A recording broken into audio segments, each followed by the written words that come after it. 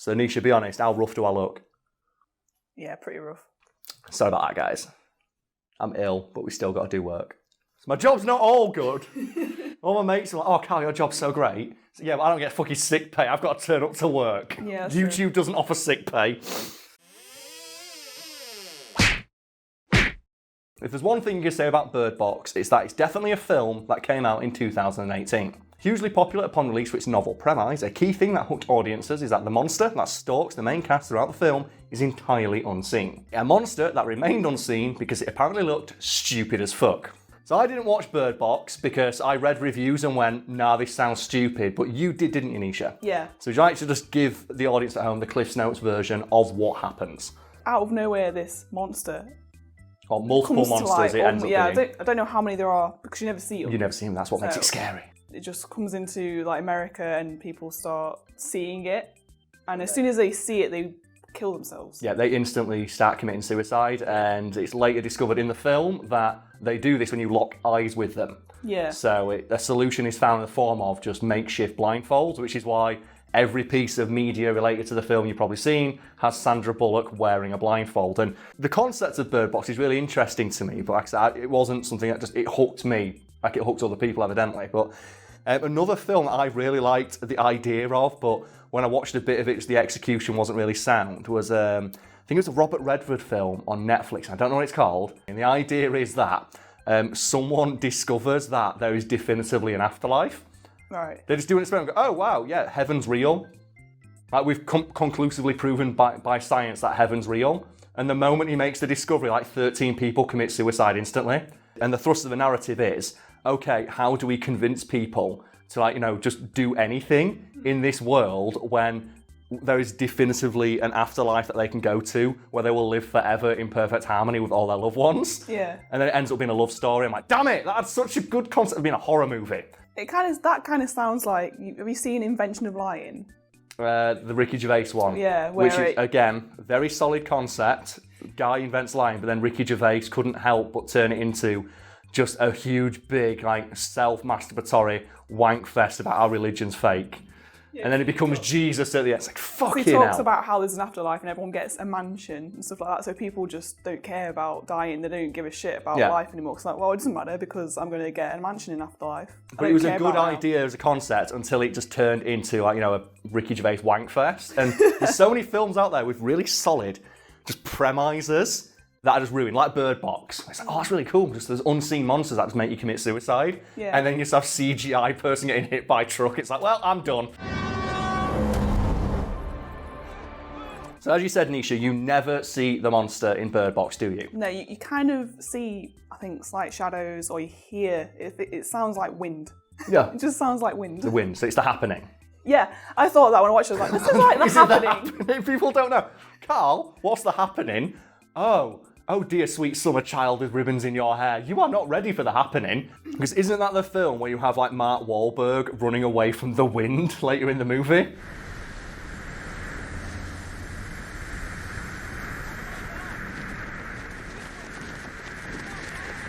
It's such a good premise, again, where it's, oh yeah, the tree's giving off a chemical that makes people commit suicide. That's terrifying. But it's M. Night Shyamalan, I think it is.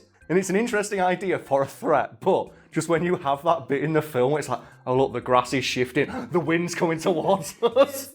Yeah, so it's not handled as poorly as The Happening, I take it, in Bird Box, but they show you hints of what the monster is. And the true horror, I would imagine, is what you see people do in response to the monster. Where you imagine, how bad can this thing be if it's making people instantly commit suicide?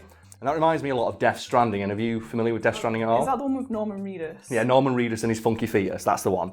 And the trailers had a very similar thing where there is this unseen threat stalking the characters, and you see this random guy get grabbed by the threat, and instantly he pulls out a knife and starts stabbing himself in the gut, because he's so terrified of what the monster will do to him if it gets him.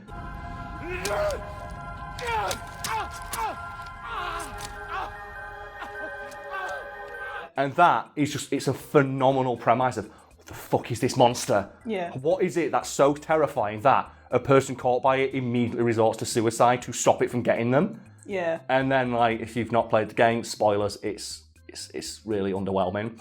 At least in my opinion. That seems to be a big problem with, horror as a genre. It's like when you show the thing that everyone's terrified of, it's always terrible because whatever it is will never be as scary as what you imagined in your own mind. Because humans naturally fear the unknown. Something we've talked about many times before and will no doubt talk about again, because horror movies just repeatedly get this thing wrong.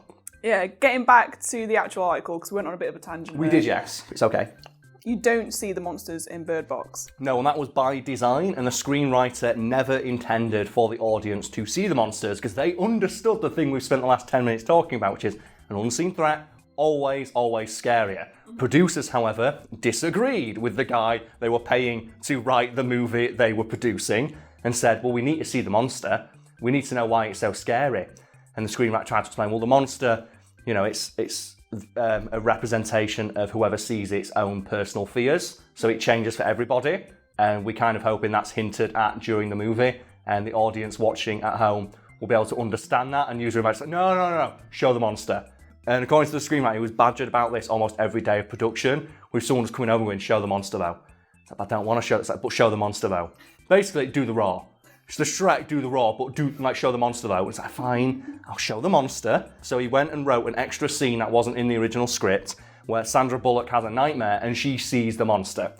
And yeah, there you go, there's your excuse to show the monster on screen. And as I mentioned, the monster is supposed to be a representation of the fears of the person who sees it. And for Sandra Bullock's character, it's like childbirth or, you know, having the responsibility of another life. Yeah. So her monster was a misshapen baby creature with a snake body. Which sounds scary. But here's the thing. The snake part of that monster was going to be realised with CGI. Oh no. So the monster standing on set was a guy wearing one of those dumb CGI green suits. Yeah. And a mask that looked like this. And you can't see the mask. I'm going to zoom down. I want to see this. You want to see this right now. So, okay, so Nisha, are you ready to see the monster from Bird Box? Go for it. Oh my god. But now imagine that, and it's a guy wearing that mask, and he's wearing one of those green morph suits. And then imagine he's doing the thing that people in green morph suits do, like this. You can't take that seriously. You can't, can you? And Sandra Bullock could not. And according to her, the first time she saw it, when she was told by producers, look, this is the scariest thing you've ever seen. You need to act fucking terrified. She turned around, saw the guy in the green morph suit wearing that mask, and burst out laughing. And under her breath, between just wheezes of laughter, said, it looks like a long fat baby. And everybody on set burst out laughing. And they apparently tried to film that scene multiple times. And every time they did, Sandra Bullock started laughing to the point where she told producers, please don't make me film any scenes with this thing. Not because it's scary, but because I can't stop laughing. And eventually they realised, oh fuck, if Sandra Bullock's not going to stop laughing at it, what's the audience going to do? Yeah. It's like she's like a professional actress and she can't keep it together. So they wisely cut that scene out and just went with the screenwriter's original vision of an unseen monster. So there are so many horror movies out there that I've watched that were all ruined the moment I saw the fucking monster. Yeah. And have you got any examples of that happened to you with films? A strong one is Insidious. I don't know if you've seen it. I've watched a lot of crappy horror movies, so you have to remind me, what's Insidious about? So this lad, he falls into a coma, and he's gone to a place called The Further. Originally, he goes into the attic, and he sees something in the attic, and he falls into a coma the next day. Again, amazing premise. Yeah. What the fuck did this kid see? That was so terrifying, it made his mind shut down. But yeah, he falls into a coma, and then shit starts happening around the house. And classic horror movie stuff. They decide to move house. Why does no one know that is? Are they the smartest protagonists in a horror movie?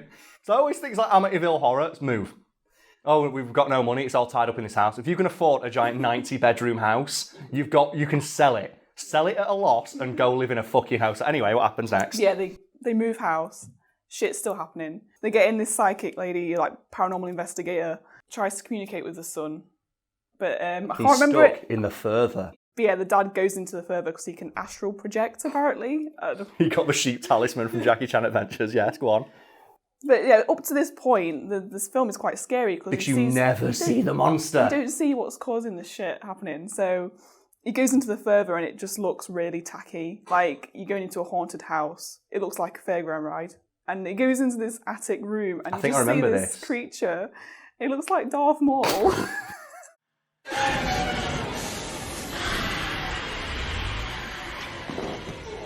Well, the one in for me is the film Drag Me to Hell, which was directed by Sam Raimi, so he gets away with it a little bit because there's a camp element to it, but it is a really solid, if not generic by the numbers, horror movie, right up until they have a seance to like contact the demon that's been taunting this lady, and the demon just takes over a goat that is very clearly a puppet being wheeled by someone's hand, which then bites somebody, and it's like, oh, and you can just like, it was so scary, right up until the goat just starts screaming in a human voice. You teased me, you black-hearted whore! Yeah, there's just one moment that changes the whole... It completely just deflates all sense of tension. It's like, there's a film I watched recently as well, it's called Dark Skies, I think it's called. It's about a family goes into a house and weird shit starts happening. But the twist here is, it's not ghosts, it's not a demon, it's not a poltergeist, it's aliens.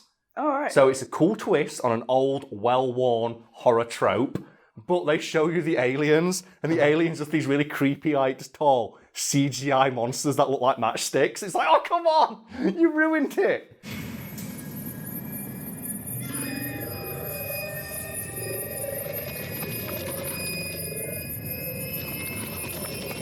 If you're gonna show a monster... It better be fucking scary. It's gotta be, yeah. Has it ever worked for you? Has there ever been a horror movie where it's shown the monster and you've gone, fuck it, that is terrifying? I think maybe when I was a lot younger, because a lot of things scared me when I was younger, like playing like Resident Evil and stuff like that. Even I laugh at it now.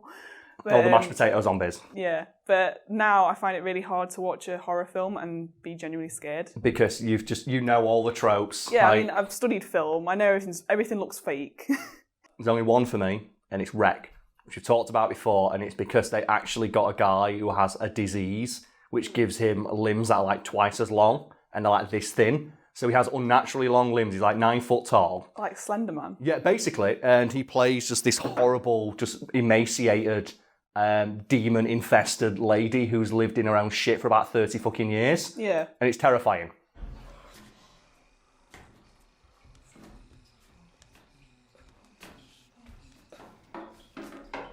Because you know it's real, and it's like there's a tangibility to it, but you can't see in your head like, well, I know it's real, it looks so real, but it can't be a person. And then you find out, no, it's a real dude, and it's a real practical effect. And that's why it's frightening, because it's a real thing that's like swinging around its arms at the people in the film. And you only ever see it like in like low light through a night vision scope on a camera. So it's like, well, yeah, that means you can hide. Like, you know, I think it's the only time I've ever like seen a movie monster and gone, what the fuck is that? I remember I watched it with my mate who stood up and left. Like, he hates horror movies so much so we watch them all the time. He saw the monster and just went, fuck that, I'm done, and just left the room and refused to come back in until the movie ended. I think I've got a friend who's scared of horror films. She'd watch a film with me and just have the pillow in front of her face and be like looking at me like, what's happening? What's happening? I'm like, please just watch it. I think we did that watch this Descent like years ago. Oh man. She's like, what's happening? Watch the film. So I remember we went to the cinema with him to watch Paranormal Activity. Oh, yeah. And I remember I just tapped him on the shoulders like, oh mate, do you want some popcorn? And so worth it. I think that is the last film that genuinely scared me to death. I remember coming out of the cinema like, is it real? Oh my god, is it real footage? I think everybody did. And then they released like Paranormal Activity 9. And again, it all falls into the unseen threat is always scarier, where after you've watched the film, you find yourself asking, were they really being haunted by a ghost, or did someone just go crazy and kill their family? Yeah. And the fact you don't know is what makes it scary, because the thing you'll come up with in your head is always more threat. And then I think they have like an ending where they just show like throwing someone across the room and doing like a big scary demon face. Like, yeah, because she looks at the camera in the corner and just with like, the demon face. Like, bleh! It's like, wow. That ruined it. So it's the hour and a half equivalent of those videos where it's the face that pop up at the end. Awesome.